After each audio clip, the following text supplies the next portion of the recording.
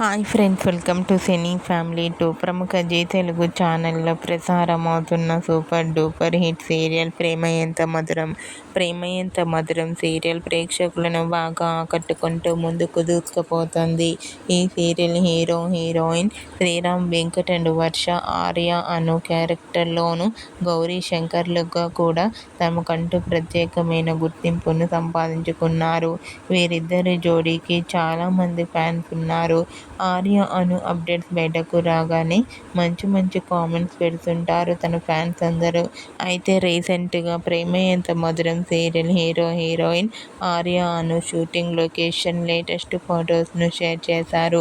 ఆ ఫొటోస్లో ఆర్య న్యూ గెటప్లో కనిపించి అందరినీ ఆశ్చర్యపరిచారు.